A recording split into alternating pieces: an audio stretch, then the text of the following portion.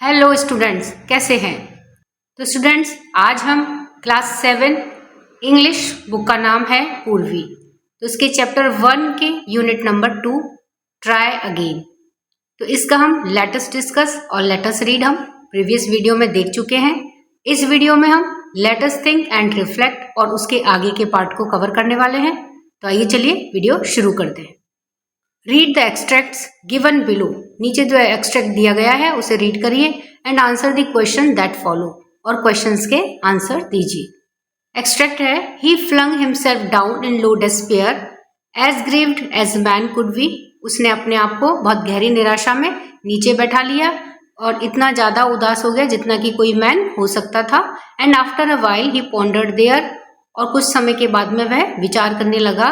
I will give it all up said he, मैं ये सब कुछ छोड़ दूंगा, उसने कहा। Now just at that moment a spider dropped, और उसी क्षण वहां पर एक स्पाइडर ड्रॉप्ड होती है, गिरती है। विद इट सिल्क एंड फिल्मी क्लू, अपने सिल्क और फिल्मी क्लू के साथ में उसको पकड़े हुए, जो बिल्कुल सिल्क के जैसा धागा था उसको पकड़े हुए एक स्पाइडर उसी समय गिरती है। तो अब क्वेश्चन का आंसर करना है। फर्स्ट है, select the phrase which shows the physical expression of the Kings emotional state. हमें फ्रेज सेलेक्ट करनी है जो किंग की इमोशनल स्टेट को फिजिकल एक्सप्रेशन को शो करती है, यानी कि जिससे राजा की जो मानसिक अवस्था है वो कैसे, कौन सी उसकी फिजिकल एक्सप्रेशन से पता चलती है। तो आंसर है, he flung himself down in low despair. उसने अपने आप को बहुत गहरी निराशा में नीचे बैठा लिया। तो इससे क्या पता चलता है कि वह बहुत ज्यादा डिप्रेस्ड था। सेकेंड क्वेश्चन है, why does the poet use the word lo before despair. Poet ने लो वर्ड का यूज क्यों किया है डिस्पेयर से पहले। तो आंसर है, the poet uses the word lo before despair. Poet ने डिस्पेयर से पहले लो वर्ड का यूज किया है emphasize the depth of King Bruce sadness and hopelessness. तो किंग ब्रूस की सैडनेस को और उसकी होपलेसनेस के ऊपर ज्यादा गहराई से उसको दिखाने के लिए, उस पर ज्यादा जोर डालने के लिए पोएट ने डिस्पेयर से पहले लो वर्ड का यूज किया है। थर्ड है, choose the correct option to complete the sentence. Sentence को कंप्लीट करने के लिए करेक्ट ऑप्शन को चूज करिए। In the line and after a while he pondered there, the word pondered means. तो हमें इस लाइन में से पॉन्डर्ड वर्ड का मीनिंग बताना है। ए है paused, B thought, C noticed या डी रेस्टेड। तो पॉन्डर्ड मीन्स विचार करने लगा, तो इसका सही आंसर क्या है, बी थॉट। फोर्थ है, choose the correct option from the words given in the bracket. Bracket के अंदर जो वर्ड्स दिए गए हैं उनमें से करेक्ट ऑप्शन को चूज करिए। The phrase silk in filmy clue creates an image of something that is. तो जो फ्रेज है सिल्क एंड फिल्मी क्लू, तो ये किसी चीज की किस तरह की इमेज को क्रिएट करता है। तो यहाँ पर देखिए ब्रैकेट में दे रखा है लॉन्ग एंड लाइट या फिर वेरी डेलिकेट एंड सॉफ्ट। तो सिल्कन और फिल्मी ग्लू का क्या मतलब है, वेरी डेलिकेट एंड सॉफ्ट, ये इसका मतलब है। सेकेंड है, when it toils so hard to reach and cling and tumbles every time. तो जब यह चिपकने के लिए और चढ़ने के लिए इतनी ज्यादा हार्ड वर्क कर रहा है, इतनी ज्यादा मेहनत कर रहा है, एंड टम्बल्स एवरी टाइम, और हर बार वह गिरता है। बट अब the insect went once more, लेकिन इंसेक्ट एक बार फिर से गया, आहा मी, और मैं, टिस एन एंसियस मिनट, यह बहुत ज्यादा परेशान करने वाला क्षण था। He is only a foot from his cobweb door, वह अपने कॉबवेब डोर से केवल 1 फुट दूर था। ओ से विल ही लॉस और विन इट, तो बताओ क्या वह लॉस करेगा यानी कि हारेगा या फिर विन करेगा, जीतेगा। फर्स्ट है, choose the correct option to complete the analogy. Correct option को चूज करिए एनालॉजी को कंप्लीट करने के लिए। On analogy means same word, synonyms. तो टॉयल, हार्ड, दोनों का सेम मीनिंग है। तो उसी तरह से हमें ए बी सी डी दिए हुए हैं, तो इनमें से जो जिनमें एनालॉजी है, सेम वर्ड है, वह चूज करना है। ए है रोल, टम्बल, बी है टम्बल, सर्कल, सी है कंप्रेस, रोल, और डी है जंप, टम्बल। इसमें एनालॉजी किसमें है, ए में रोल और टम्बल, दोनों का मतलब है लुढ़कते हुए जाना। सेकेंड है list any two characteristics of the spider highlighted in the line. Line में स्पाइडर की किन्हीं दो कैरेक्टरिस्टिक्स के बारे में बताइए जिनको हाईलाइटेड किया गया है। तो लाइन है बट अब the insect went once more, और इंसेक्ट एक बार फिर से ऊपर गया। तो इसमें देखिए स्पाइडर की कौन कौन सी दो विशेषता है। आंसर है two characteristics of the spider highlighted in the line, और लाइन ये दे रखी है बट अब the insect went once more. तो स्पाइडर की दो कैरेक्टरिस्टिक्स जो कि हाईलाइटेड की गई हैं, पहली कौन सी है, perseverance. The spider does not give up despite repeatedly falling. तो पहली उसकी कैरेक्टरिस्टिक फीचर क्या है, परसिवरेंस, यानी कि लगातार प्रयास करना, कोशिश करना। तो स्पाइडर ने हार नहीं मानी, चाहे उसको कितनी भी बार वह रिपीटेडली बार बार फॉलिंग बार बार गिरी थी। तो the spider does not give up despite repeatedly falling. तो अनेकों बार गिरने के बाद में भी स्पाइडर ने हार नहीं मानी। It keeps trying again and again, और उसने हर बार बार कोशिश करना जारी रखा। तो ये क्या शो करता है स्पाइडर के बारे में, उसकी परसिवरेंस को दिखाता है। सेकेंड है determination. It is committed to reaching its goal and continues climbing despite difficulties. तो डिटर्मिनेशन के द्वारा उसने क्या करा, अपने गोल तक पहुंचने की कोशिश करी और बार बार क्लाइंब करने का प्रयास करा, डिस्पाइट डिफिकल्टीज को पीछे छोड़ते हुए, उनकी परवाह ना करते हुए उसने क्लाइंबिंग को लगातार जारी रखा।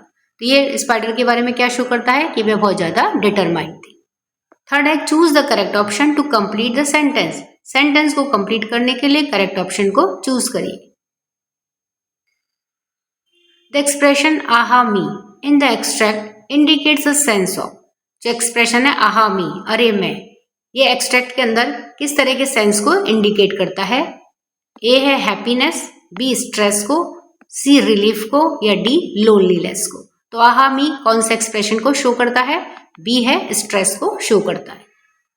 फोर्थ है complete the sentence with an appropriate reason. Sentence को कंप्लीट करिए एक एप्रोप्रिएट रीजन के साथ में। Readers are able to relate to this extract because, readers जो हैं वो अपने आप को रिलेट कर पाते हैं इस एक्सट्रैक्ट के साथ में, क्योंकि आंसर है it reflects real life struggles of most of the people. क्योंकि यह बहुत सारे लोगों की जो रियल लाइफ का स्ट्रगल होता है उसको रिफ्लेक्ट करता है, उसको शो करता है।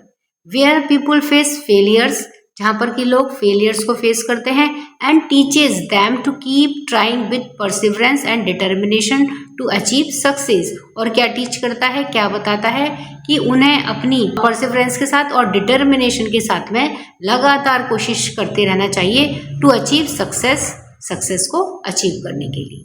तो इसलिए रीडर्स इस एक्सट्रैक्ट के साथ में अपने आप को रिलेट कर पाते हैं, अपने आप को कनेक्ट कर पाते हैं। सेकेंड है आंसर दी फॉलोइंग क्वेश्चंस। दिए हुए क्वेश्चंस के आंसर करने हैं। फर्स्ट क्वेश्चन है how does the first stanza help in setting the mood off the poem. तो किस तरह से जो फर्स्ट स्टैंजा है वह पोयम का मूड कैसा है यह बताने में किस तरह से हेल्प करता है। तो आंसर है first stanza start with the journey of struggle and eventual determination of a king. तो जो फर्स्ट स्टैंजा है वह किसके साथ शुरू होता है, किंग की स्ट्रगल के साथ में, और किस तरह से धीरे धीरे वह डिटरमाइंड होता है, इस तरह की जर्नी के साथ में फर्स्ट स्ट्रैंजा शुरू होता है। Because it is portraying a sense of sadness disappointment of a king.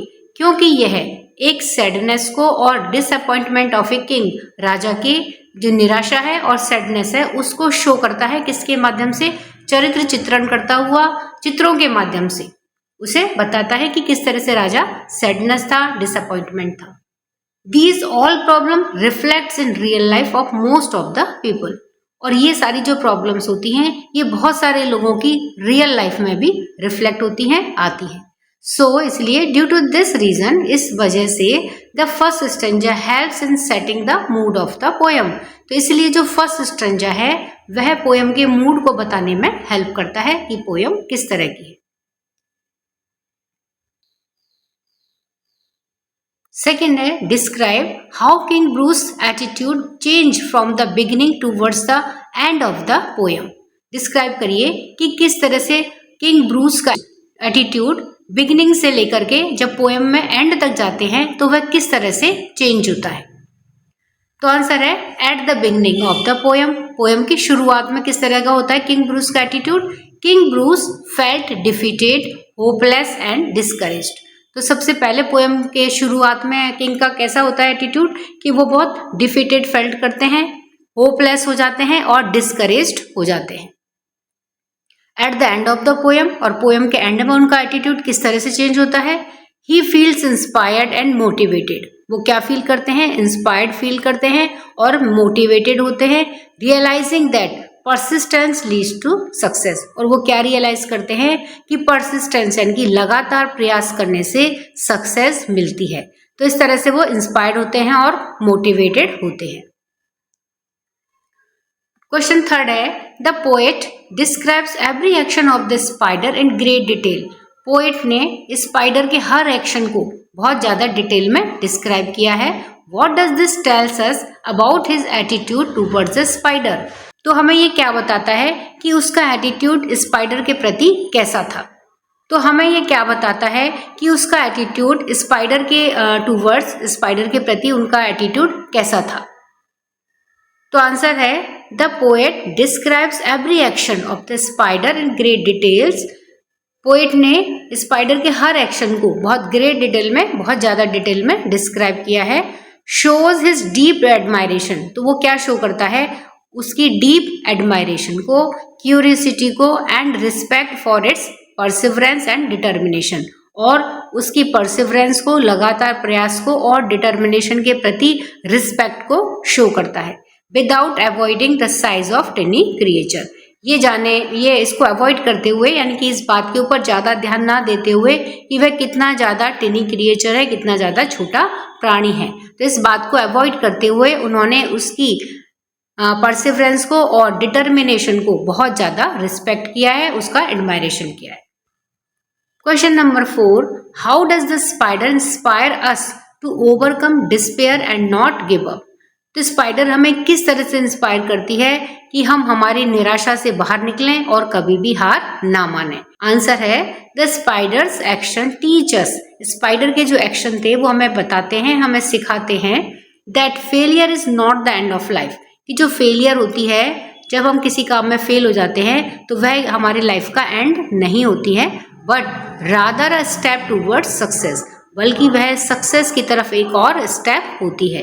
And that we must stay determined. और इसलिए हमें डिटरमाइंड रहना चाहिए, वर्क हार्ड और कठिन काम करना चाहिए, हार्ड वर्क करना चाहिए। And never give up in life. और लाइफ में कभी भी हार नहीं माननी चाहिए। तो ये सब चीजों के लिए हमें स्पाइडर इंस्पायर करती है। क्वेश्चन 5 है the poem teaches us that failures are stepping stones to success. Explain. Poem हमें सिखाती है कि जो फेलियर्स होते हैं वो हमारी सक्सेस में स्टेपिंग स्टोन्स होते हैं, यानी कि जिन पर चल करके हम सक्सेस को पा सकते हैं। इस तरह के स्टेपिंग स्टोन्स होते हैं, इसको एक्सप्लेन करिए। तो आंसर है the poem teaches us that failures are stepping stones to success. Poem हमें बताती है कि जो फेलियर्स होते हैं वो सक्सेस के लिए स्टेपिंग स्टोन्स होते हैं। By showing how both the spider and king Bruce face repeated failures. तो क्या शो करके बताती है कि किस तरह से दोनों ही स्पाइडर और किंग ब्रूस उन्होंने लगातार रिपीटेड फेलियर्स को फेस किया, but ultimately achieve their goals. लेकिन अल्टीमेटली यानी कि लास्ट में उन्होंने अपने गोल को अचीव कर लिया थ्रू परसिवरेंस एंड डिटर्मिनेशन। किसके द्वारा, परसिवरेंस और डिटर्मिनेशन के द्वारा अल्टीमेटली उन दोनों ने अपने गोल को अचीव कर लिया।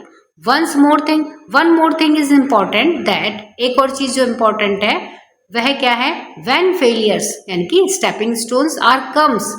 तो जब भी कभी फेलियर्स आते हैं then we try for success with full efforts. तो वो हमें और क्या सिखाते हैं कि हमें सक्सेस के लिए अपने पूरे एफर्ट्स के साथ में कोशिश करनी चाहिए। क्वेश्चन नंबर 6 है the spider's journey tells us that anyone can be a source of inspiration in our lifes. तो स्पाइडर की जर्नी हमें क्या बताती है कि हमारी लाइफ में कोई भी इंस्पिरेशन सोर्स हो सकता है, यानी कि जिसकी जर्नी को देख करके हम इंस्पायर्ड हो सकते हैं। इसे एलाबोरेट करके बताइए। कि किस तरह से कोई भी हमारी लाइफ में इंस्पिरेशन का सोर्स हो सकता है। आंसर है the spider's journey in the poem teaches us. तो स्पाइडर की जर्नी पोयम के अंदर हमें बताती है, सिखाती है that anyone can be a source of inspiration in our life, कि हमारी लाइफ में, हमारे जीवन में कोई भी हो सकता है इंस्पिरेशन का source. It does not matter how small और लार्ज दे आर, और ये कोई मैटर नहीं होता है कि वह कितना स्मॉल है या कितना लार्ज है, तो हम किसी से भी इंस्पायर्ड हो सकते हैं। तो देखिए, inspiration can come from anywhere, inspiration कहीं से भी आ सकती है। जैसे किंग ब्रूस को कहाँ से मिली? King Bruce are great ruler feel sad and hopeless. King Bruce जो कि बहुत बड़े रूलर थे, बहुत बड़े राजा थे, वो कैसा फील करते हैं? सैड फील करते हैं, होपलेस फील करते हैं। But he learns a lesson from a small spider, लेकिन उन्होंने लेसन कहाँ से सीखा? बिल्कुल छोटी सी स्पाइडर को देख करके वो इंस्पायर हुए। एक्शंस कैन टीच अस, और एक्शंस के थ्रू भी हम सीख सकते हैं।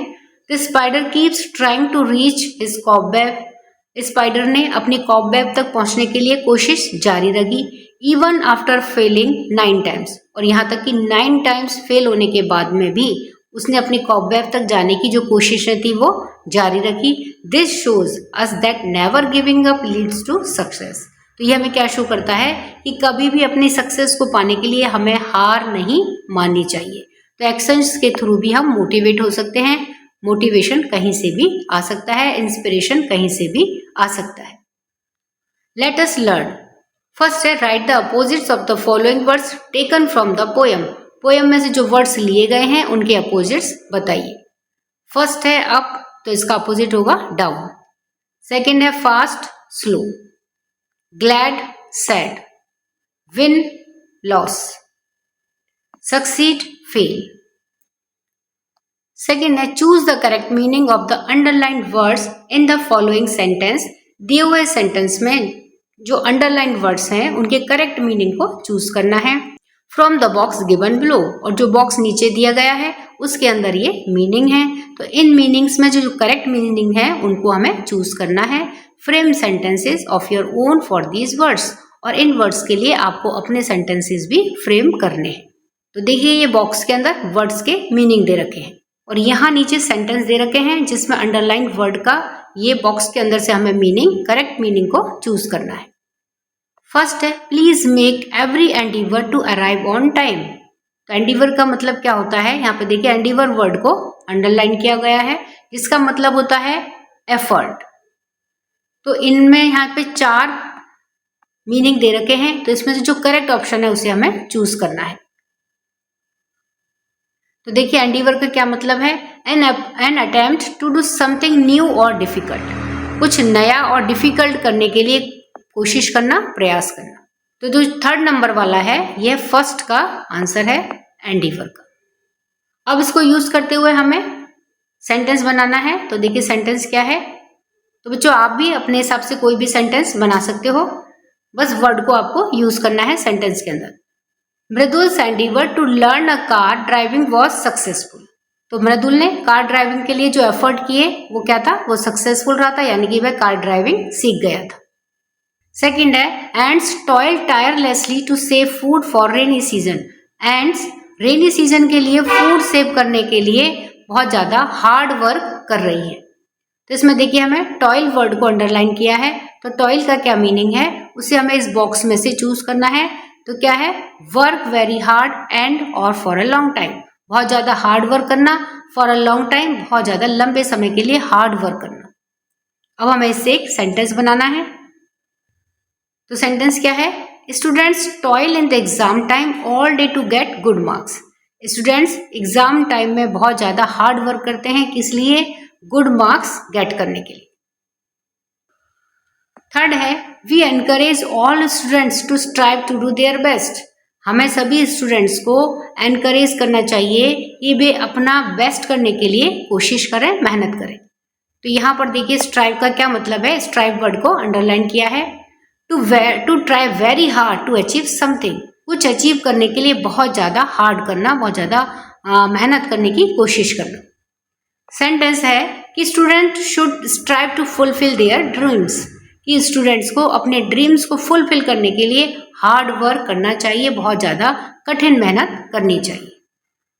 फोर्थ है the sellers braced themselves against the strong wind. Sellers ने अपने आप को स्ट्रॉन्ग विंड के अगेंस्ट अपने आप को प्रिपेयर करा।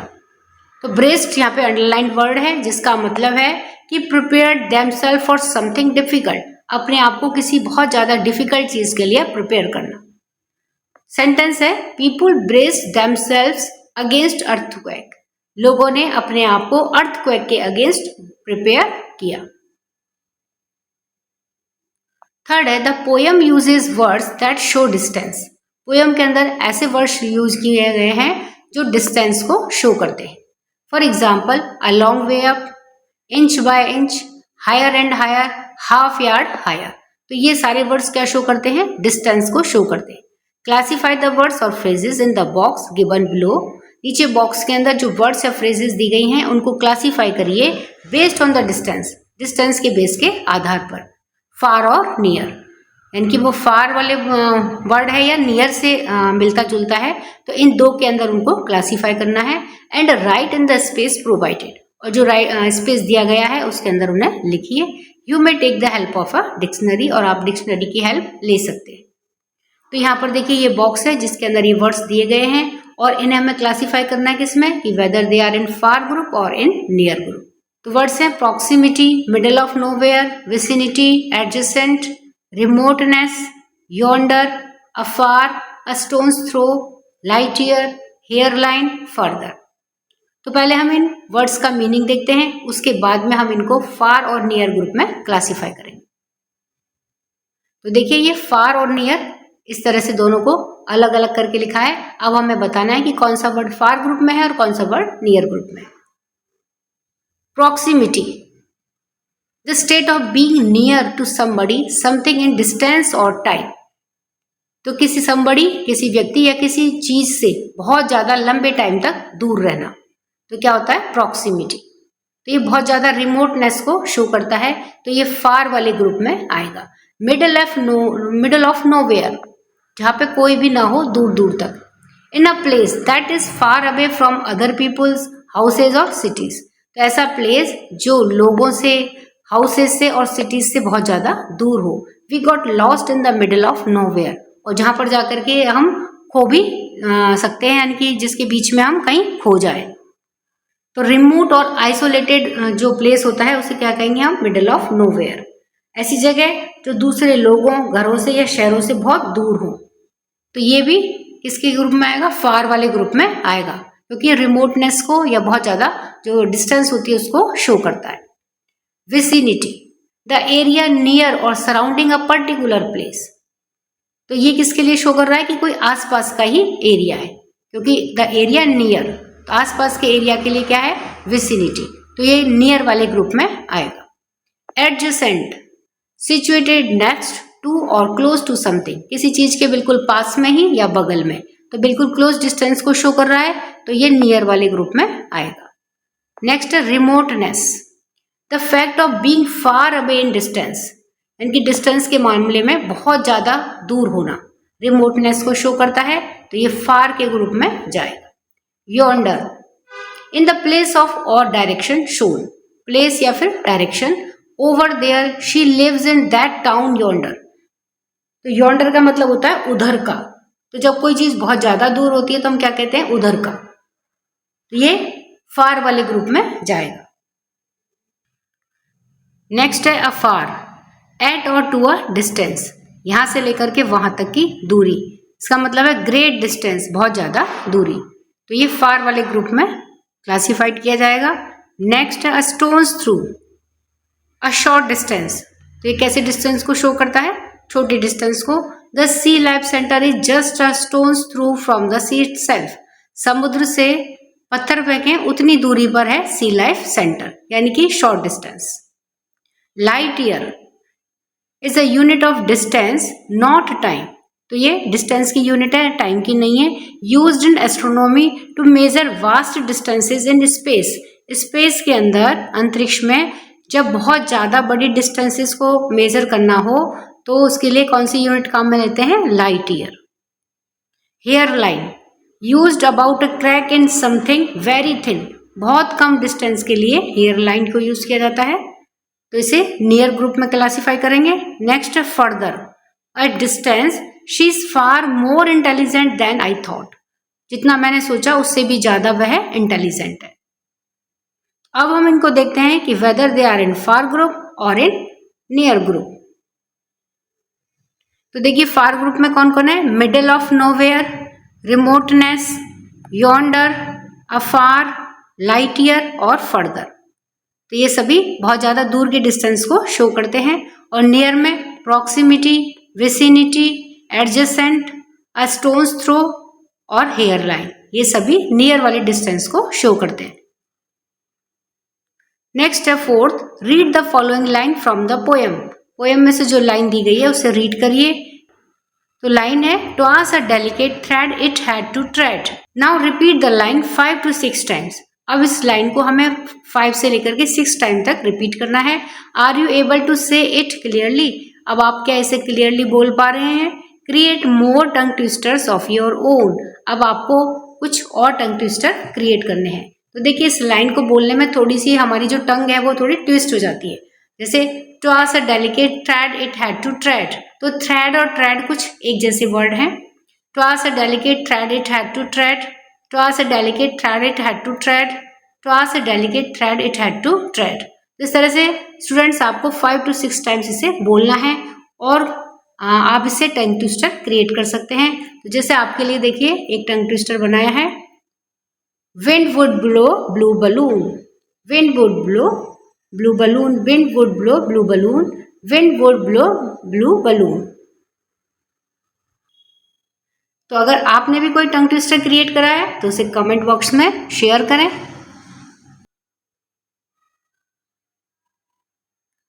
फर्स्ट है, you will listen to a story about an ant. आप एंट के बारे में एक स्टोरी को लिसन करोगे। Read the questions given below and before you listen, questions को रीड करो जो नीचे दिए गए हैं। बिफोर यू लिसन, तुम सुनो उससे पहले जो क्वेश्चंस दिए गए हैं उन्हें रीड करो। Guess the answers to these questions, और इन क्वेश्चंस के आंसर्स को गैस करना है। Transcript for the teacher on page 40, और पेज 40 पर टीचर्स के लिए ट्रांसक्रिप्ट दी गई है। तो यहां पर देखिए ये क्वेश्चंस दिए गए हैं। तो ट्रांसक्रिप्ट को हम सुने उससे पहले हमें इन क्वेश्चंस के जो आंसर्स हैं उनको गैस करने के आधार पर इनके आंसर्स देने हैं। फर्स्ट क्वेश्चन है, what was the ant known for. जो एंट थी वह किस लिए जानी जाती थी। फर्स्ट है डिटर्मिनेशन के लिए, सेकंड स्ट्रेंथ के लिए, या थर्ड विजडम के लिए। तो देखिए जो एंट होती है, तो हमारे चारों तरफ के परिवेश के आधार पर अगर हम एंट को या चींटी को देखें तो हम क्या पाते हैं। चींटी किस तरह की होती है कि वो मिलजुल करके काम करती है, वो लगातार बिना थके काम करती हैं और एक कॉलोनी बना करके काम करती है। तो उसकी इस हैबिट्स के आधार पर हम क्या कह सकते हैं कि जो एंट है वो किस लिए जानी जाती होगी। डिटर्मिनेशन के लिए, स्ट्रेंथ के लिए, या फिर विजडम के लिए। तो ज्यादा करेक्ट क्या लग रहा है कि एंट किसके लिए जानी जाती होगी, डिटर्मिनेशन के लिए। नेक्स्ट है second, why was the ant unable to take the roti home. जो एंट थी वह रोटी को घर ले जाने में क्यों अनेबल थी, क्यों नहीं ले जा पा रही थी। तो फर्स्ट है, it was stuck under a rock, वह एक रॉक के नीचे अटक गया था। It was too heavy to carry, वह कैरी करने में बहुत ज्यादा हैवी था, यानी कि उसे ले जाने में जो प्रॉब्लम थी वो क्या थी कि वह बहुत ज्यादा हैवी था। थर्ड है, it was pulled by other ends, वह दूसरी चींटियों के द्वारा पुल्ड किया जा रहा था, यानी कि दूसरी चींटियां उसे अपनी ओर खींच रही थी। तो देखिए जो फर्स्ट है कि it was stuck under a rock, वह एक रॉक के नीचे स्टक हो गया था, यानी कि जो उनका रोटी का टुकड़ा था वह रॉक के नीचे अटक गया। तो ये भी पॉसिबल हो सकता है क्योंकि जो एंट का जो होल होता है, एंटिल होता है, उसका मुंह बहुत छोटा होता है। तो हो सकता है कि वो वहां पे अटक गया हो और उसे नहीं ले जा पाई हो, तो ये भी पॉसिबल है। It was too heavy to carry, उसे कैरी करने में वो बहुत ज्यादा हैवी था। तो हम देखते हैं कि जो चींटियां होती हैं वो बहुत स्मॉल होती हैं, लेकिन जब वो कोई टुकड़ा लेके जाती हैं तो वो अपने से भी बड़ी साइज का टुकड़ा ले जा सकती हैं। तो ये थोड़ा कम लग रहा है कि it was too heavy to carry. तो कितना भी भारी जो अगर कोई चीज़ वो ले जा रही है, रोटी का टुकड़ा या कोई भी खाने की चीज़ ले जा रही है, तो चींटी क्योंकि कॉलोनी में काम करती है, मिलजुल करके काम करती है, तो उसको सारी मिल करके भी खिसका करके ले जा सकती है। तो ये थोड़ा कम लग रहा है कि सेकंड वाला। थर्ड है, it was pulled by others ant, कि वह दूसरी चींटियों के द्वारा पुल्ड किया जा रहा था। तो चींटियों में देखिए ये चीज नहीं होती है कि कोई चीज को चींटी, कुछ चींटियां अपनी तरफ खींचे और कुछ दूसरी तरफ खींचे। चींटियां क्या है, मिलजुल करके किसी एक पर्टिकुलर पार्टिकल को एक तरफ, एक डायरेक्शन में लेके जाती है। तो ये भी नहीं लग रहा है थर्ड वाला कि वो कुछ चींटियों के द्वारा अपनी तरफ खींचा जा रहा था। तो इसका जो गैस करते अगर हम करें चींटियों के बिहेवियर को देख करके, तो क्या लगता है कि it was stuck under a rock, या किसी रॉक के या उस एंट हिल के मुंह पर यह स्टक हो गया था, इसलिए चींटी रोटी को अपने होम तक नहीं ले जा पाई थी। थर्ड है, what was the bird doing, bird क्या कर रही थी। फर्स्ट है, प्लेइंग विद द एंट, चींटी के साथ में खेल रही थी। सर्चिंग फॉर फूड, खाने की तलाश कर रही थी, या फिर पिकिंग अप लीव्स, लीव्स को इकट्ठा कर रही थी। तो देखिए इसमें कौन कौन से आंसर हो सकते हैं। प्लेइंग विद एंट, एंट के साथ में खेल रही थी। तो अगर हम देखें तो ऐसा हमने बहुत कम देखा है कि जो बर्ड, जो चिड़िया होती है, वो कभी चींटी के साथ खेलती है। तो ये थोड़ा ऑप्शन कम लग रहा है कि नहीं सुटेबल है। सर्चिंग फॉर फूड, ये हो सकता है क्योंकि बर्ड ज्यादातर क्या काम करती है, या तो अपना फूड सर्च करती रहती है या फिर लीव्स को कलेक्ट करती है अपना नेस्ट बनाने के लिए। तो ये जो दो आंसर हैं, ये लग रहे हैं कि ये दो करेक्ट हो सकते हैं। तो सर्चिंग फॉर फूड ये भी करेक्ट हो सकता है, और पिकिंग फॉर लीव्स ये भी, पिकिंग अप लीव्स ये भी करेक्ट हो सकता है। फोर्थ है, how did the bird make the ant feel, bird ने एंट को किस तरह का फील कराया। फर्स्ट है प्राउड, सेकंड है इंस्पायर्ड, और थर्ड है रिलैक्स्ड। तो देखिए बर्ड ने ऐसा क्या काम करा कि जिसे देख करके एंट को क्या फील हुआ है। तो प्राउड भी फील हो सकता है, यानी कि कुछ ऐसा काम करा हो जिसे देख करके एंट को प्राउड फील हुआ हो, या फिर वह इंस्पायर्ड हुई हो उसके काम को देख करके, तो ये भी पॉसिबल है। या फिर रिलैक्स्ड फील करा हो, यानी कि बर्ड ने उसका कुछ ऐसा काम कर दिया हो कि एंट बहुत ज्यादा रिलैक्स्ड फील हुई हो। तो इनमें से किसी एक को गैस करना थोड़ा मुश्किल लग रहा है, क्योंकि ये तीनों ही चीजें पॉसिबल हो सकती हैं कि अगर बर्ड ने कुछ ऐसा काम करा है कि एंट को प्राउड फील हुआ है, इंस्पायर्ड फील हुआ है, या फिर रिलैक्स्ड फील हुआ है। तो यहां पर लग रहा है कि इसके तीनों ही आंसर करेक्ट हो सकते हैं। नेक्स्ट है, how did the fellow ants help, जो फेलो एंट्स थी, जो साथी चींटियां थी, उन्होंने किस तरह से हेल्प करी। फर्स्ट है, by advising the ant continuously, ant को लगातार एडवाइस करते हुए उसकी हेल्प करी, या फिर तो उसको लगातार एडवाइस करके हेल्प करी। तो देखिए चींटियां हैं तो उसको एडवाइस तो किस तरह से करेंगी। नेक्स्ट है, by standing still near the ant, चींटी के पास में, बिल्कुल पास में खड़े होकर के उसकी हेल्प करी। तो देखिए ये जो ऑप्शन है इसमें ऐसा लग रहा है कि जो एंट का नेचर होता है वो क्या होता है, वो अगर कोई और एंट काम कर रही होती है तो ये मिल करके काम करते हैं, कॉलोनी में काम करते हैं। एंट कभी भी अकेली काम नहीं करती।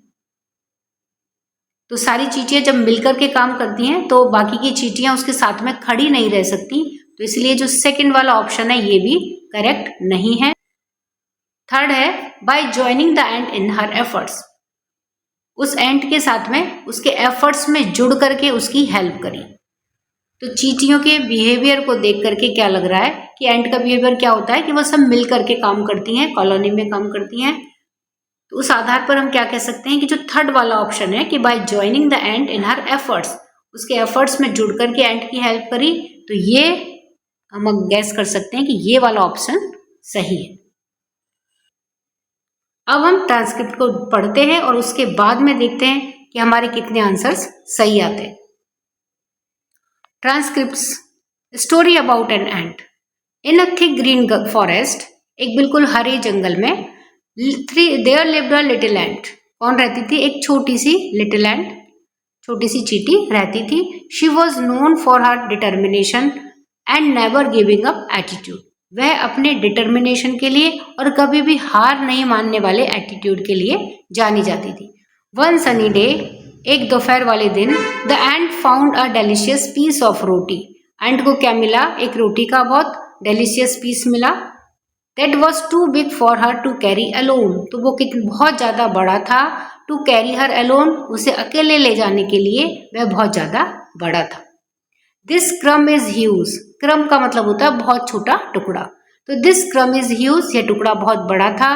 But I must get it back to the anthill, लेकिन मैं इसे वापस एंट हिल तक जरूर लेकर के जाऊंगी। My family will be so happy, मेरी जो फैमिली है वह बहुत ज़्यादा हैप्पी होगी। शी थॉट टू हरसेल्फ, उसने अपने आप से सोचा। She try to lift the crumb, उसने क्रम को उठाने की कोशिश करी। विद ऑल हर माइट, अपनी पूरी शक्ति के साथ में उसने क्रम को उठाने की कोशिश करी। But it was too heavy, लेकिन ये बहुत ज़्यादा हैवी था। शी ट्राइड पुशिंग इट, उसने पुश करने की, धक्का देने की कोशिश करी, यानी कि उसको धक्का दिया। पुलिंग इट, इसको खींचा अपनी तरफ। पुश करना होता है अपने से दूर धकेलना, और पुल यानी अपनी तरफ खींचना। तो पुलिंग इट, उसे खींचा। एंड इवन रोलिंग इट, और यहाँ तक कि उसे रोल करा, लुढ़काया भी। But nothing seem to work, लेकिन कुछ भी काम नहीं कर रहा था।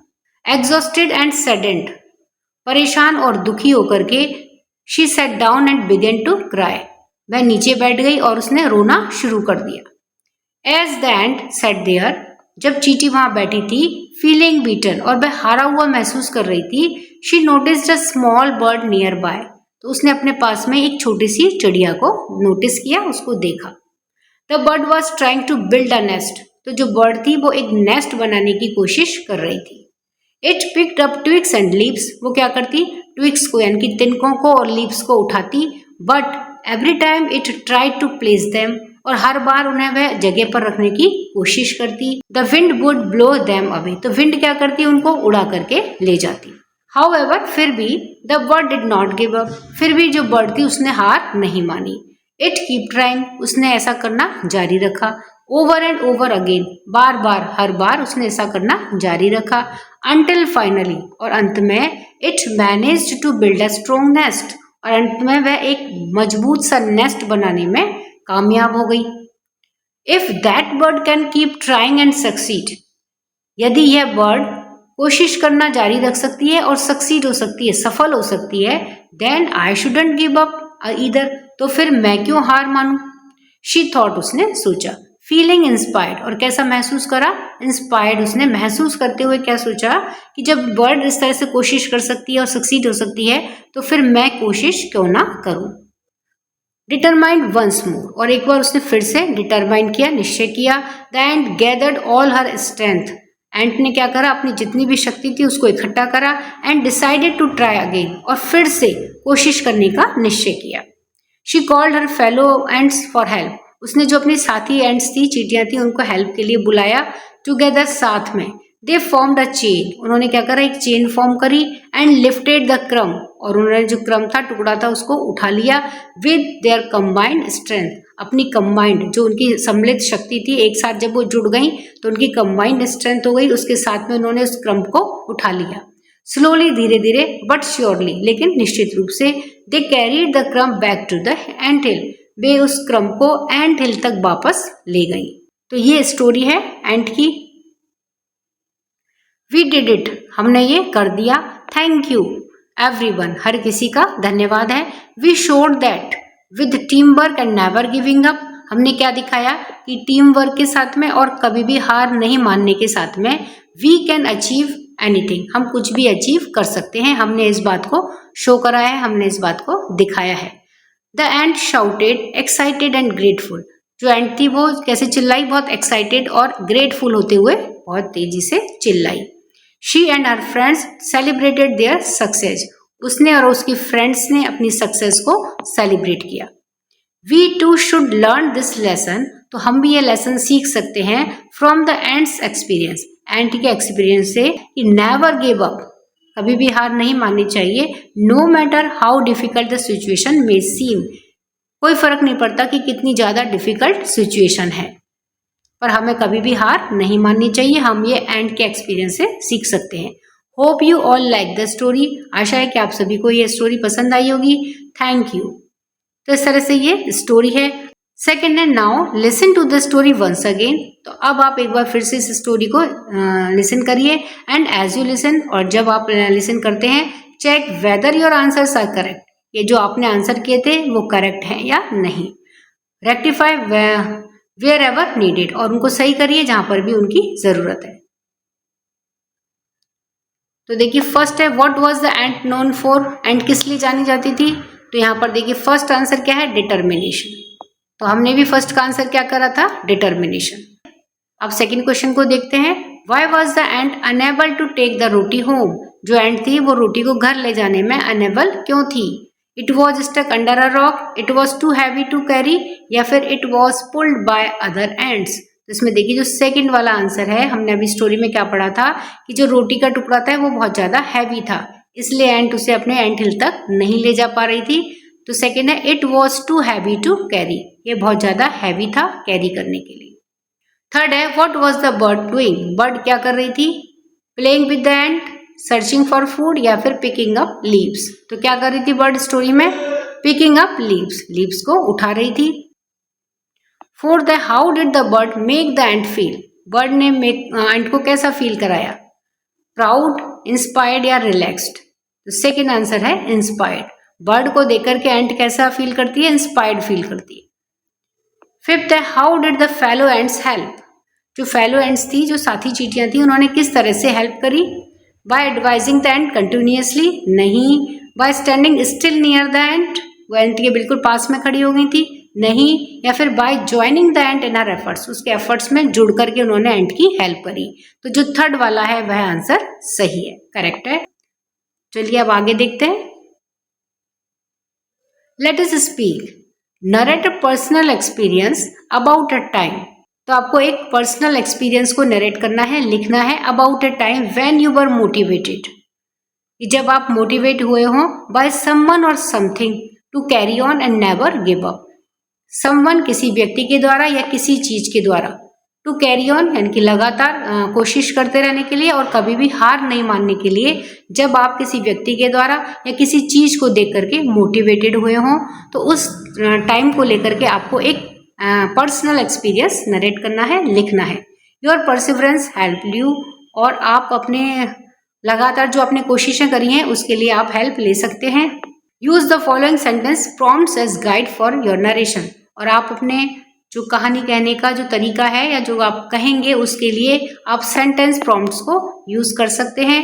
Use as per your topic, और आप इन्हें अपने टॉपिक के हिसाब से यूज कर सकते हैं।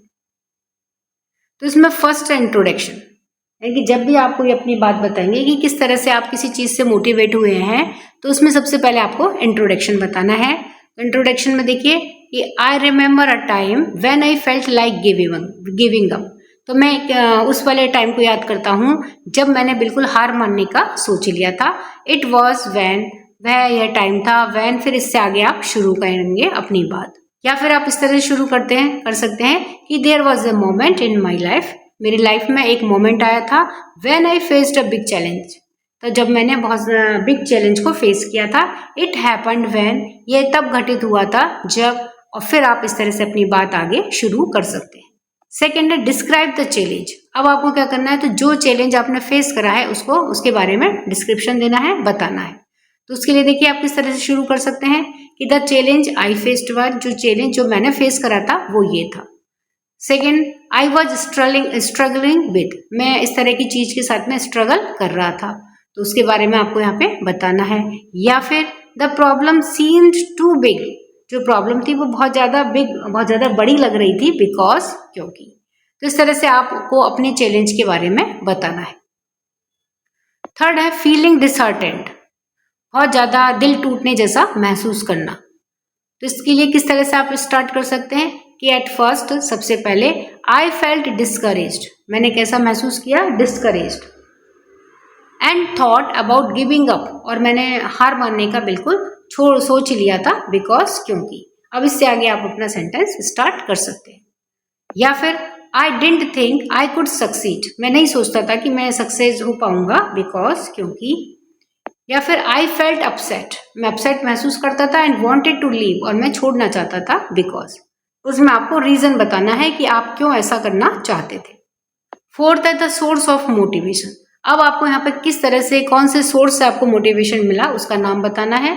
जैसे बट देन, लेकिन तभी, यानी कि जब मैं छोड़ने की सोच रहा था तभी। I saw, heard, read about, मैंने देखा, सुना या फिर किसी चीज के बारे में मैंने पढ़ा तो मैं उससे मोटिवेट हुआ। या फिर someone something inspired me to keep going, कोई व्यक्ति या किसी चीज से मैं इंस्पायर्ड हुआ कीप गोइंग, लगातार जारी रखने के लिए। इट वॉज, वह ये था, तो वो उसका आपको बताना है। नेक्स्ट है I remember the poem do not quit, या फिर मुझे ये पोयम याद आ गई कि हार नहीं माननी चाहिए, डू नॉट क्विट। तो किस तरह से मैं देख करके, पढ़ करके या सुन करके मैं मोटिवेट हुआ, उसे यहाँ पर लिखना है। फिफ्थ है टेकिंग एक्शन, कि मैंने अब क्या क्या एक्शन लिए। आफ्टर फीलिंग इंस्पायर्ड होने, फील करने के बाद में आई डिसाइडेड, मैंने किस तरह से निश्चय करा कि मैं अब क्या करूंगा। या फिर आई गैदर्ड माई स्ट्रेंथ, मैंने अपनी शक्ति को इकट्ठा किया और फिर मैंने किस तरह से शुरुआत करी। With a new sense of will power, अपनी नई इच्छा शक्ति के साथ में मैंने शुरू करा। तो किस तरह से मैंने शुरू करा वह हमें लिखना है। या फिर I ask for help from, मैंने हेल्प के लिए पूछा, किससे पूछा। तो इस तरह से हमें ये कंटिन्यू करना है कि क्या एक्शन हमने लिए आगे फर्दर काम करने के लिए। 6 है द रिजल्ट, और जब मैंने फिर से प्रयास करना शुरू करा तो उसके क्या रिजल्ट्स रहे। In the end I was able to, end में मैं ये करने में एबल हो सका, समर्थ हो सका। या फिर thanks to standing firm and never giving up I achieved, खड़े होने के लिए और कभी भी हार नहीं मानने के लिए मैं उनको थैंक्स करना चाहता हूँ। आई अचीव्ड, जो मैंने अचीव करा। या फिर आई फेल्ट प्राउड, मैं प्राउड फील करता हूँ because. It was worth it, ये वर्थ इट है बिकॉज। तो इसमें आपको रिजल्ट के बारे में बताना है कि आपने फिर से जब कोशिश करना शुरू करा तो उसका रिजल्ट क्या रहा। 7th reflection, this experience taught me that, इस एक्सपीरियंस ने मुझे यह सिखाया, यानी कि पहले फेल हुए, फिर उसके बाद में फिर से प्रयास करें और फिर जब आप सफल होते हैं तो उस एक्सपीरियंस से आप क्या सीखते हैं। I learn that perseverance is the key to success, मैंने ये सीखा कि जो परसिवरेंस है वो क्या है, सक्सेस पाने की है। Now I always remember to, और अब मैं हमेशा ये याद रखता हूँ कि ये करना चाहिए, ये नहीं करना चाहिए। तो ये इस तरह से हम यहाँ लिख सकते हैं। या फिर the lesson I learn from this, ये जो लेसन है उससे मैंने ये सीखा है, आप उसको यहाँ पर डिस्क्राइब कर सकते हैं। तो अब आइए चलिए इनके आंसर्स देखते हैं कि किस तरह से हम किसी चीज से समबडी या समथिंग से मोटिवेट हुए, फिर हमने किस किस तरह से हम एंड में पहुंचते हैं कि हम कैसे उससे ओवरकम होते हैं। तो इसमें देखिए हमें अपना एक्सपीरियंस शेयर करना है। तो my experience never give up, कभी भी हार नहीं माननी चाहिए, इसके बारे में मेरा एक्सपीरियंस क्या है। तो I remember a time when I felt like giving up, तो एक टाइम था जब मैंने ये सोच लिया था कि मैं छोड़ दूंगा, हार मान लूंगा। It was when I was preparing for my final exam, और ये कौन सा टाइम था कि जब मैं मेरे फाइनल एग्जाम की तैयारी कर रहा था। I had always struggled with maths and science, और मुझे हमेशा ही मैथ्स और साइंस में बहुत ज़्यादा प्रॉब्लम थी। After many times remembered and practised mistakes were making by us, अनेकों बार रिमेंबर करने के बाद, याद करने के बाद में और प्रैक्टिस करने के बाद में भी मिस्टेक्स जो थी वो लगातार हो रही थी। The challenges I faced was understanding the equations and formulas, तो जो प्रॉब्लम थी वो क्या थी, इक्वेशंस और फॉर्मूलाज को अंडरस्टैंड करने की प्रॉब्लम थी। सीम्ड कंफ्यूजिंग, वो कैसा लग रहा था, मुझे बहुत ज़्यादा कंफ्यूज हो रहा था मैं फॉर्मूलाज को याद करने में और इक्वेशंस को समझने में। And I kept getting the wrong answer, और मैं क्या करता था, रॉन्ग आंसर लिख देता था। The problem seem too big, जो प्रॉब्लम थी वो बहुत बड़ी लग रही थी। Because the exam was only a month away, क्योंकि जो एग्जाम्स थे वो 1 महीने के बाद में ही थे। And I felt like I would never improve, और मैंने कैसे महसूस करा कि मैं अब इम्प्रूव नहीं कर सकूंगा। At first I felt discouraged, तो सबसे पहले मैंने कैसा महसूस करा, discouraged. And thought about giving up, और मैंने क्या सोचा था कि अब मैं इसमें आगे मेहनत नहीं करूंगा, इसमें छोड़ दूंगा। Because I was afraid of Fehling, क्योंकि मुझे फेल होने से डर लग रहा था। आई डिडंट थिंक, मैंने नहीं सोचा कि आई कुड सक्सीड, कि मैं सक्सीड हो सकता हूँ। Because I had already tried many times, क्योंकि मैंने अनेकों बार कोशिश कर ली थी। And still wasn't getting it right, लेकिन अभी भी कुछ भी अच्छा परिणाम नहीं आ रहा था। आई फेल्ट अपसेट, मैं बहुत अपसेट फील कर रहा था and decide to leave my books aside, और मैंने क्या डिसाइड कर दिया कि मैं अपनी बुक्स को एक तरफ रख दूंगा। बट देन, लेकिन तभी, I saw a motivational speech, मैंने क्या देखी, एक मोटिवेशनल स्पीच देखी अबाउट अ फेमस इंडस्ट्रियलिस्ट, एक फेमस इंडस्ट्रियलिस्ट की मैंने मोटिवेशनल स्पीच देखी and who failed many times, जो कि अनेकों बार फेल हुए थे, बिफोर सक्सीडिंग, सक्सेस होने से पहले वे अनेकों बार फेल हुए थे। इट रिमाइंडेड मी, तो इसने मुझे क्या याद दिलाया, that mistakes are part of learning, कि जो मिस्टेक्स होती हैं वो हमारी लर्निंग का एक पार्ट होती है, सीखने का एक पार्ट होती है। My teacher also told me, मेरे टीचर ने भी मुझे बताया था, the key to success to keep trying, कि जो सक्सेस की है वो क्या है, लगातार कोशिश करना। That inspired me to continue working hard instead of giving up, तो इसने मुझे क्या इंस्पायर करा कि लगातार हार्ड वर्क करते रहना चाहिए इंस्टेड ऑफ गिविंग अप, हार मानने की बजाय लगातार हार्ड वर्क करना चाहिए। तो ये क्या है, सक्सेस की एक की है। आफ्टर फीलिंग इंस्पायर्ड, अब इंस्पायर्ड होने के बाद में मैंने किस तरह से अपनी प्रिपरेशन स्टार्ट करी, I decided to practise every day, मैंने हर रोज प्रैक्टिस करने की कोशिश डिसाइड करा, इवन इफ, यहाँ तक कि I got the answer wrong, चाहे मेरे आंसर गलत आ रहे हों फिर भी मैंने हर रोज प्रैक्टिस करना शुरू करा। आई गैदर्ड माई स्ट्रेंथ, मैंने अपनी स्ट्रेंथ को इकट्ठा करा and asked my teacher and friends for help, और अपने टीचर से और फ्रेंड्स से हेल्प ली। With a new sense of will power, और अपनी नई विल पावर के साथ में I broke the difficult topics into small pieces, और जो डिफिकल्ट टॉपिक्स थे उनको मैंने छोटे छोटे पीसेस में, यानी कि उनको छोटे छोटे टॉपिक्स के अंदर तोड़ लिया, उनको छोटे छोटे टॉपिक्स के अंदर कन्वर्ट कर लिया and practised them one by one patiently, और हर टॉपिक की मैं एक एक करके उनकी प्रैक्टिस करता गया। इन द एंड, और एंड में क्या हुआ, I was able to understand the difficult topics correctly, और एंड में क्या हुआ कि जो डिफिकल्ट टॉपिक्स थे उनको मैं आसानी से समझने में एबल हो गया। Thanks to standing firm and never giving up, तो जो मेरे साथ में खड़े थे और जिन्होंने मुझसे क्या कहा था कि कभी भी हार नहीं माननी चाहिए, उनको thanks. I pass my exam with good marks, तो मैंने अपने अच्छे मार्क्स के साथ में अपने एग्जाम को पास किया। आई फेल्ट प्राउड, मैं प्राउड फील करता हूँ, बिकॉज आई डिडंट क्विट, क्योंकि मैंने हार नहीं मानी। And my efforts paid of, और जो मैंने एफर्ट्स किए थे उन्होंने भी मेरा पूरा साथ दिया, यानी कि मेरे जो एफर्ट्स थे उनको भी पूरा सम्मान मिला कि मैंने क्विट नहीं करा और मुझे सक्सेस मिली। दिस एक्सपीरियंस टॉट मी, और इस एक्सपीरियंस ने मुझे क्या सिखाया, that perseverance is the key to success, कि लगातार कोशिश करना ही सफलता की है। I learn that failing is okay, और मैंने क्या सीखा कि जो फेलिंग होती है इज ओके, ठीक है, as long as you keep trying, जितना ज़्यादा आप कोशिश करते रहते हो तो उसमें फेलिंग तो आती है, तो वो इट्स ओके। नाउ अब I always remember to stay determined, और अब मैं हमेशा क्या याद रखता हूँ कि डिटरमाइंड रहना है एंड नेवर गिव अप, और कभी भी हार नहीं माननी है। No matter how hard something seems, इससे कोई फर्क नहीं पड़ता है कि कोई चीज़ कितनी ज़्यादा हार्ड लग रही है, लेकिन अब मैं डिटरमाइंड रहता हूँ और कभी भी हार नहीं मानता हूँ। इस तरह का मैंने निश्चय करा है, इस तरह की चीज़ को मैं हमेशा याद रखता हूँ। Let us right, king Bruce was inspired by the spider, king Bruce थे जो स्पाइडर के द्वारा इंस्पायर्ड हुए थे, दैट केप्ट ऑन ट्राइंग, जिसने की कोशिश करना जारी रखा था, टिल इट वॉज सक्सेसफुल, जब तक कि वह सक्सेसफुल नहीं हो गया था। Think about the steps you can take to overcome a difficult situation, तो आप भी किसी एक ऐसी सिचुएशन के लिए सोचो जिससे कि आप किस तरह से ओवरकम हो सकते हैं, कौन से स्टेप्स आप लेंगे, एंड राइट देम डाउन, और उन्हें आप लिखिए, यानी कि किसी भी डिफिकल्ट सिचुएशन से बाहर आने के लिए आप कौन कौन से कदम उठाएंगे उनके बारे में आपको लिखना है।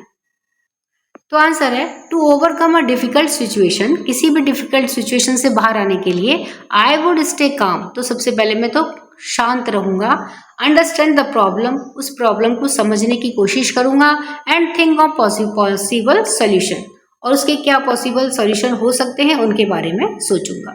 I would ask for help from my parents, और उसके लिए मैं क्या करूंगा, अपने पेरेंट्स से हेल्प लूंगा। फ्रेंड्स और टीचर्स, फ्रेंड्स से या टीचर से पूछूंगा। इफ नीडेड, और यदि जरूरत हुई, and keep trying without giving up, और लगातार कोशिश करूंगा बिना हार माने बिना छोड़े। तो इस तरह से मैं किसी भी डिफिकल्ट सिचुएशन से बाहर आने की कोशिश करूंगा। स्टेइंग पॉजिटिव, पॉजिटिव रहूंगा। लर्निंग फ्रॉम मिस्टेक्स, और जो गलतियां मैंने करी हैं उनसे सीखूंगा। And believing in myself, और अपने आप के अंदर विश्वास करूंगा। वुड हेल्प मी सक्सीड, और क्या विश्वास करूंगा कि सफलता मुझे जरूर मिलेगी। Now write a letter to your cousin.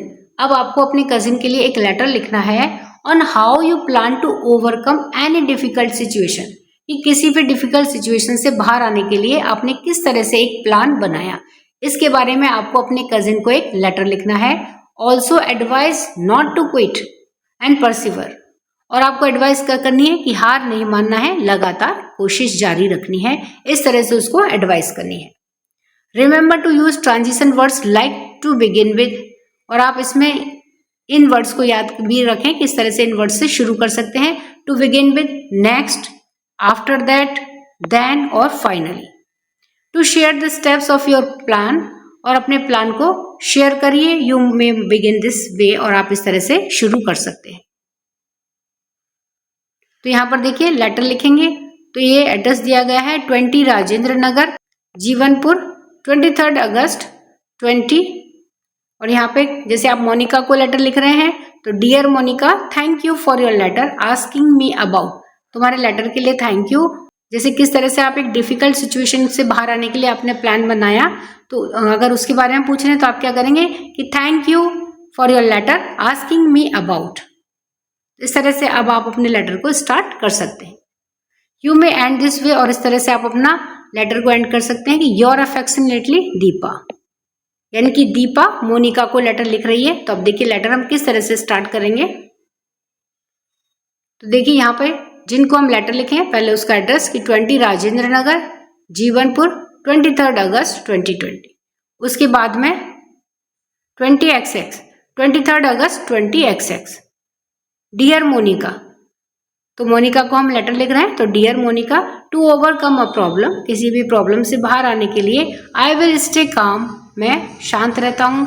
Think with, तो यहाँ पे कौन लिख रही है लेटर, देखिए दीपा लिख रही है। तो क्या बोलेंगे, टू ओवरकम अ प्रॉब्लम, एक प्रॉब्लम से या किसी भी प्रॉब्लम से बाहर आने के लिए, आई विल स्टे काम, मैं शांत रहती हूँ।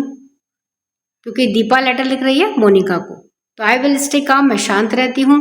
थिंक विद क्लियरिटी, बिल्कुल क्लियरिटी के साथ में सोचती हूँ। एंड लुक फॉर सॉल्यूशन, और उसका क्या सॉल्यूशन हो सकता है उसके बारे में मैं सोचती हूँ।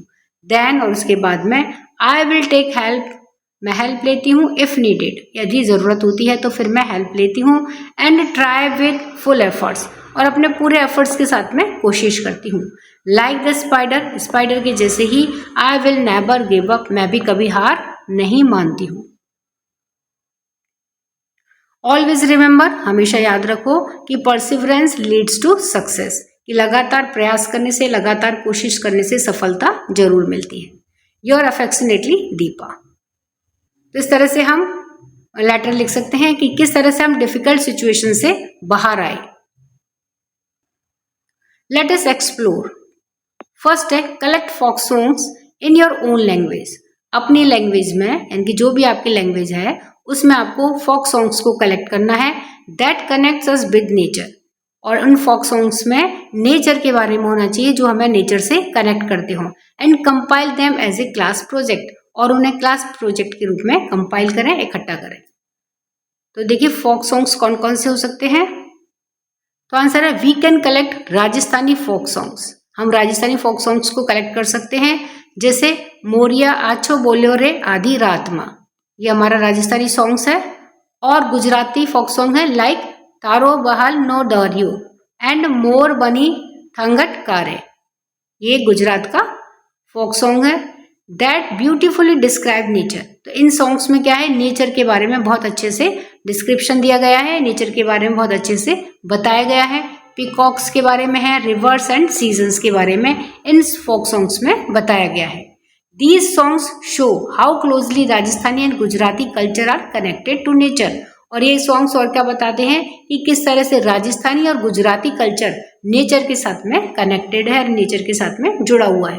Compiling them will help you us learn and preserve a tradition, और जब हम इनको कंपाइल करके रखते हैं तो ये हमारी क्या हेल्प करता है कि हम हमारी ट्रेडिशन के बारे में सीखते हैं और उसे प्रिजर्व भी करते हैं। सेकेंड है, did you know that spiders are not insects? क्या आप जानते हैं कि जो स्पाइडर्स होती है वो इंसेक्ट्स नहीं होती है। They belongs to a group called the arachnids. वे एक ग्रुप से बिलोंग करती हैं जिसे क्या कहते हैं, आर्किनाइड्स कहा जाता है। Observe a spider and an ant. एक स्पाइडर को और एक एंट को ऑब्जर्व करिए फ्रॉम अ डिस्टेंस, कुछ दूरी से, and note down the differences between them, और उनके बीच में जो जो भी आपको डिफरेंस लगते हैं उनको नोट डाउन करिए। Share your observation with your classmates, और जो भी आपने ऑब्जर्वेशंस देखे हैं उसे अपने क्लासमेट के साथ में शेयर करिए। Ask your science teacher for more information to know about spiders better, और स्पाइडर के बारे में और ज़्यादा जानने के लिए आप अपनी जो साइंस की टीचर है उनसे और ज़्यादा इन्फॉर्मेशन के लिए पूछिए। तो आंसर है यस, स्पाइडर्स आर आर्किनाइड्स। जो स्पाइडर्स होती हैं वो आर्किनाइड्स होती हैं, वो इंसेक्ट्स नहीं होती हैं। They have 8 legs. स्पाइडर की कितनी लेग्स होती हैं? 8 लेग्स होती हैं। नो एंटीना, उनके सिर पर कोई एंटीना नहीं होता है। एंड 2 बॉडी पार्ट्स, यानी कि इनकी जो बॉडी होती है वो 2 पार्ट्स के अंदर डिवाइड होती है। वाइल एंड्स, जबकि चींटियों में क्या होता है, बीइंग इंसेक्ट्स, ये इंसेक्ट की ग्रुप में आती हैं, हैव 6 लेग्स। एंड्स में 6 लेग्स होती हैं, एंटीना होता है, एंड 3 बॉडी पार्ट्स, इनकी जो बॉडी होती है वो 3 पार्ट्स के अंदर डिवाइड होती है। Spiders spin web to catch prey, और जो स्पाइडर्स होती हैं वो अपने प्रे को, अपने शिकार को पकड़ने के लिए एक जाला बुनती हैं। While ends work in colony, जबकि जो एंड्स होती हैं वो क्या करती हैं, कॉलोनी बनाती हैं, समूह बनाती हैं।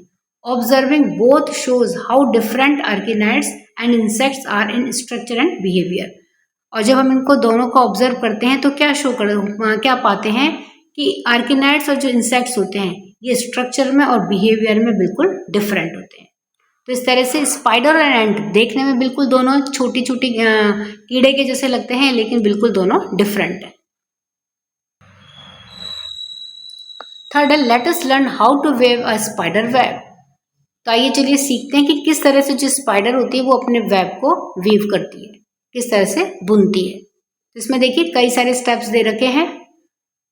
तो देखिए फर्स्ट स्टेप में हम क्या करेंगे, टेक 3 स्टिक्स, 3 स्टिक हमको लेनी है इस तरह की। देखिए तो ये एक पूरी स्टिक है इस तरह से, तो ऐसी कोई 3 स्टिक लेनी है। ईच अबाउट 8 इंच लॉन्ग, लगभग 8 इंच लंबी हमें 3 स्टिक लेनी है। And a roll of old wool, और एक पुरानी ऊन का हमें रोल लेना है। सेकेंड स्टेप में हम क्या करेंगे, tie the stick together in the centre with wool. तो देखिए सेकंड स्टेप है इस तरह से, ये जो फर्स्ट स्टेप है यही सेकंड भी है, क्योंकि इसमें देखिए वूल से इस तरह से बीच में इन तीनों स्टिकों को आपस में बांध दिया है, एक के ऊपर एक तीनों स्टिकों को रख करके, और बीच में वूल के माध्यम से इनको बांध दिया। अब नेक्स्ट आगे क्या करेंगे, start weaving the web by putting a loop around every stick, figure number 2 और 3। तो देखिए फिगर 2 और 3 को देखते हैं। बीच में जब हमने वूल से इसको बांध दिया तो उसके बाद में हर स्टिक के ऊपर इस तरह से एक लूप बना करके इनको बांधते हुए चलेंगे, फिर आगे बढ़ेंगे। देखिए अब यहाँ पे आए तो यहाँ पे एक लूप लगाया तो ये स्टिक बंध गई, फिर इसके ऊपर आएंगे, फिर नेक्स्ट इसके ऊपर आएंगे। तो start weaving the web by putting a loop around every stick, figure 2 and 3। तो फिगर 2 ये रही, और फिगर 3 में देखिए और आगे बढ़ते हुए जाएंगे इस तरह से। अभी यहाँ पे आएंगे, फिर यहाँ पे लूप लगाएंगे, और फिर जो वूल है उससे आगे बढ़ेंगे और इसको वेव करते हुए चलेंगे। तो इस तरह से देखिए ये फिगर 4 में जैसा दिख रहा है कि ये यहाँ स्टिक के एंड तक हम इस तरह से इसको बुनते हुए चलेंगे, एक लूप लगा के, यानी कि एक गांठ लगाकर इस स्टिक से बांधते हुए चलेंगे। फिर इस नेक्स्ट स्टिक पर पहुंचेंगे, वहां पर इस तरह से एक गांठ लगा करके बांधेंगे और फिर आगे चलेंगे। फोर्थ स्टेप में क्या है, complete the web and tie the thread in a not.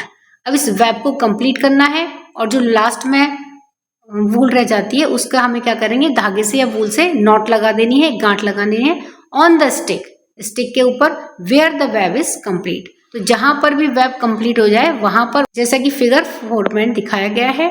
Now अब decorate it with words and phrases you learn about the spider in the poem. और अब इसे किसके द्वारा हमें डेकोरेट करना है, कि जो भी वर्ड या फ्रेज आपने पोएम के अंदर से सीखी हैं उसको यहाँ पर यूज करना है, उससे हमें इस वेब को डेकोरेट करना है। और anything else what you like, और इसके अलावा जो कुछ भी आप लाइक करते हैं उससे भी आप इसे डेकोरेट कर सकते हैं। तो इस तरह से स्पाइडर का वेब बनाना बहुत ईजी है, आप इसे प्रैक्टिस कर सकते हैं। तो इस तरह से स्टूडेंट्स हमने इस पूरे चैप्टर के क्वेश्चन आंसर्स को देखा है। वीडियो पसंद आने पर वीडियो को लाइक करें, शेयर करें। चैनल पर नए हैं तो सब्सक्राइब करना ना भूलें। मिलते हैं नेक्स्ट वीडियो में। Till then bye bye.